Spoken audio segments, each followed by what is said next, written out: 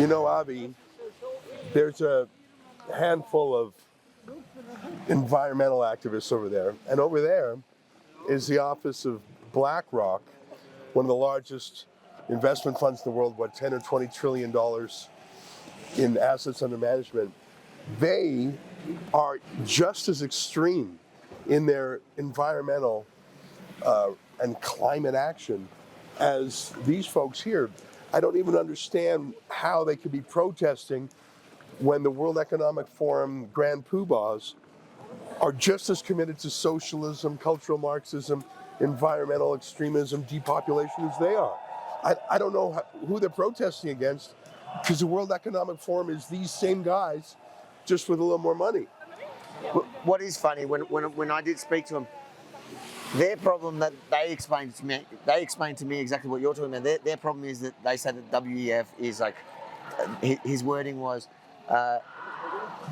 wolf in sheep's clothing. That they basically say the things that they agree you should eat bugs, but they don't practice what they preach. Which I kind of agree. But none of these people are practicing what they preach either. Every single one of them got here using fossil fuels. Every single one of them is wearing some sort of polymer or plastic coat. Like, it's bloody cold out, and it's getting colder this week. They're the young hypocrites league who will grow up to be the directors of the big hypocrites league. I don't know. They were chanting against capitalism. I don't think there's a lot of pure free market people in the World Economic Forum. They're sort of, when you have the merger of big government and big business, that's called fascism. That's not called the free market. The World Economic Forum are actually not really capitalists. They're public-private partnerships, which is code for a kind of fascism. By the way, I like the cops here. They're very light touch. Nice. Very light touch compared to Canada, where they had fairly. They're very brutal. nice, but they're camera shy. That's right. They're camera shy. It was crazy. They're covering their faces. Yeah, they literally what is that? I've never seen that in the world anywhere. You know what? Cops don't care. Yeah, I like how shy I like a police force that's shy. Look at this delicious.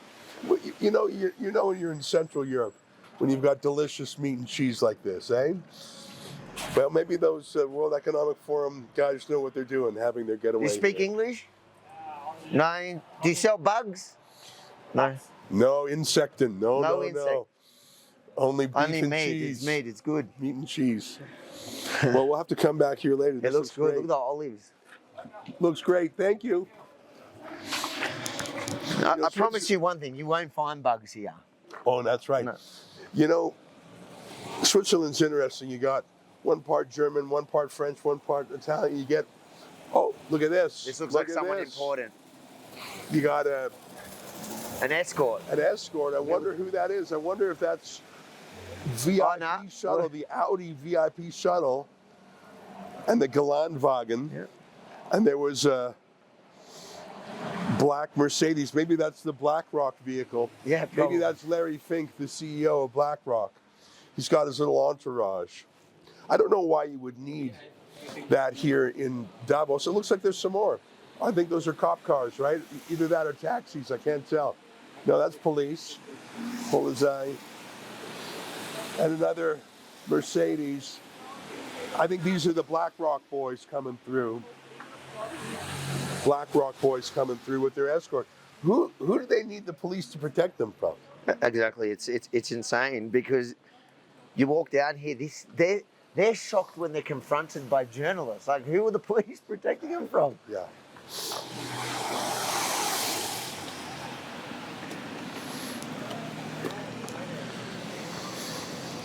It's a lovely little town. It's a little bit hard to get to. It reminds me of going from Calgary to Banff, going from Zurich to Davos, except for it's a little further and the road's a little harder to do. Here's some more seriously armed cops. And that says police, but that's your drab green camouflage. These are the serious blokes. And this is a new vehicle. This wasn't here last time I was here. This vehicle here, which has that looks like an anti-riot screen in case people are throwing things at the vehicle. I think that's what that's for. Absolutely, but it makes you wonder what intel did they get? Or... You guys stop filming us, all right?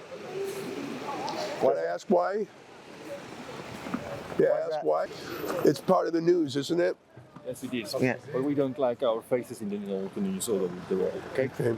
So I respect that. We'll blur your face. I promise we'll blur your Yeah, face. that would It's a be promise. great. It's a Okay. promise. I promise we we do will. our jobs. We have families at home. We don't need us in the I news, respect that. We'll blur your face. Thank you for that. Fair deal. He says he doesn't want his face all over the world. We'll blur his face. He's not a personal story, but the police is a story. When you've got reports that 5,000 police and military have been authorized, that's news. You know what I like? I like that the cops here are asking, please don't show my face. Please don't, film us. I like a deferential cop. Yeah, it is. And look, they do try to tell you at first. They order you to do it, and then they go to. But it's so interesting. Why? I would have liked to engage him a bit more as to what are they so upset. Like, and the other interesting thing that I noticed is that this time they're not wearing those WEF police badges that they were wearing last time. I remember last time you saw that they had that badge. Every single one of them had it, and there was a big controversy, and it was fact-checked because the fact-checkers found there was no WEF police, even though they were all wearing the badges. Right. When I spoke to the cops that I had to, secretly film because they wouldn't talk to you straight up, Right. and they were saying, oh, it was just a badge that we were sold, and if anyone who's ever served, that does happen when you serve. It's like a team spirit. It's like a memento. A momentum, but they all Souvenir. had to buy it, Oh, and they they had all to buy had it, to eh? wear it. So it makes you question. You've got this police force that seem like they don't want anyone to know that they're here, at least as individual cops, Yeah. that were forced to wear these badges. Yeah. So there's a really incestuous relationship between the WEF and the authorities here. And Right. everything here, anything Right. here. You've got hundreds of police in town and around town. I mean, reports say there could be up to 5,000. Obviously, they're not all locals from Davos or the neighboring towns. So you've got cops who have been summoned here, assigned here. Now, maybe they're making a little overtime. Maybe they find it interesting. But I think that Swiss cops are more respectful of their citizens. I mean, listen, Switzerland is well known for being very democratic. They have lots of citizen referendums. It really is a free country. They have strong firearms, property rights. It's a country that respects citizens. So it's not surprising to me that the cops here, when you give them a little bit of pushback, which we've done a couple times today, you give the cops a little pushback instead of them growling at you and threatening to arrest you, which has happened to you in particular. They sort of, I'm not going to say plead with you, but they say, hey, now look at this. Let's stop here for a second. Indonesia. Oh, this will go by. I met one of the guys from here today at lunch. The Indonesia Pavilion, Malaysia House. So this is, I'm going to compare this to a movie set or even a Disneyland. It's like a street on Disneyland, but the stars of Disneyland are, the characters, Mickey Mouse, maybe some of the movies. This is a Disneyland too. It's a fake facade, like a movie set, where for a week a year, companies, interest groups, and even some countries drop millions of dollars to have their stretch along the main stroll here. And let's look, they're right next door to Ukraine. That's right. Look at that. Ukraine House, Davos. Ukraine is you. Let's go over there. That's an excerpt from my show every night. It's called the Ezra Levant Show. That's me, Ezra Levant. You can see the whole thing behind our paywall. Well, there's a lot of goodies behind there. I do a show every weeknight. My friends Sheila Gunn Reid and David Menzies and Nat and Kat have their shows too. You get a ton of content for just $8 a month. There's so much in there you won't find anywhere else. Go to rebelnewsplus.com.